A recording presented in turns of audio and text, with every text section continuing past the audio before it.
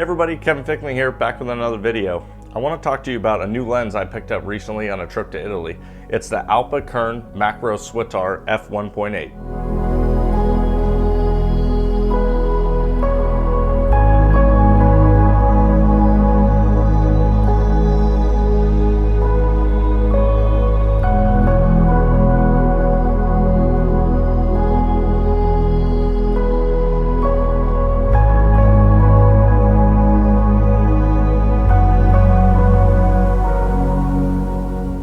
So this lens renders amazing used traditionally at normal focusing distances, but what's really unique about it is the focus throw here continues to extend past your normal range and focuses, I think, somewhere down in like the 6-inch range. So it's a true macro lens. It's really incredible, and adapted on a modern camera, I'm blown away with the results I've been able to get. So this lens was originally developed by a company called Kern that made very specialty optics for movies and cinema cameras, and they were kind of considered along the same lines of Angenieux and Kinoptics as having just phenomenal cinema glass back in the late 50s and early 60s when this lens came out. There's actually two versions of it. There's a f1.8 here, which came out first. It's got 7 elements inside of it and an older single coating. And then there's the f1.9 version, which came later in the 60s, and it has a different coating, but also has 8 elements in it. The 1.8s are a little bit less desirable, a little bit less expensive. That's the one I have here. The f1.9s, what makes them unique, having that 8 element, is also the lens is fully black paint. So this one has a little bit of silver here on the ring and the focusing ring and your firing pin here for when you have it on the Alpa cameras. But yeah, they both render amazing. A friend of mine has both of them and recommended this one to me over the 1.9, says he prefers the rendering. So when I saw this in the store in Italy for a really good price, I had to pick it up, and I'm super glad that I did. What's really incredible for a lens at this age is it's actually considered apochromatic. Leica has their 50 Apo Summicron that came out in the 2000s, but to have a lens this old that's considered apochromatic is truly incredible. And I must say the results from this are very modern, but still have a flair of old school look where, I don't know, it's just something about the way the background falls out of focus, and from your in-plane to out-of-plane focus areas, it's just so buttery smooth. I've never shot a lens that renders anything quite like this. So originally these lenses were not used on Leica cameras, obviously. They were used on Alpa cameras. So I was actually lucky enough to score one of the Alpa bodies that had been freshly serviced. And these are incredibly hard to work on. They're very complex inside, and Alpa was actually a Swiss watchmaker back in the day. So you can imagine the complexity inside this camera. So since this was originally an Alpa mount, you have to put an adapter on it to use for different cameras. Unfortunately, these are like painfully expensive, more than most adapters I've ever seen.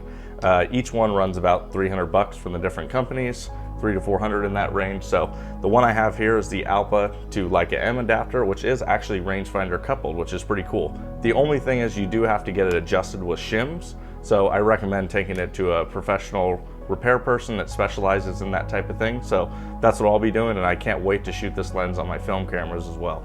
So I went out to the Luftgekühlt 8 show in Los Angeles. It's a huge Porsche gathering. I think it's one of the biggest air-cooled Porsche shows in the world. It's an amazing scenery. Generally, I don't shoot in car show environments like that too often because I prefer to have my time alone with the car when I can really spend some time with it. But this is such a unique show that I really thought it would be a fun way to just kind of give the lens a test. So I took it out on my M10 monochrome here, which is one of my favorite cameras for putting vintage lenses on, and I was blown away by the results. Super sharp details, wide open. All these shots were shot wide open. Super sharp at 1.8, and the fall off is just something I've never seen in a lens before. It almost kind of gives me like a Noctilux type feel to it, but I think it is quite a bit sharper where the plane of focus is. So I was super blown away. So check out some of these test shots.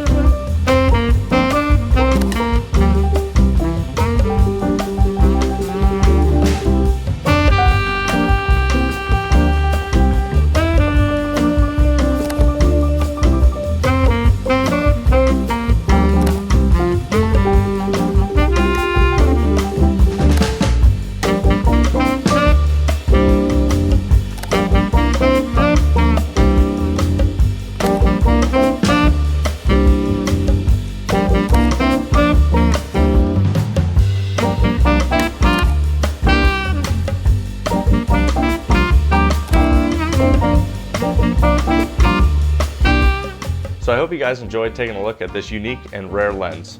Thanks for watching, and I'll catch you in the next video.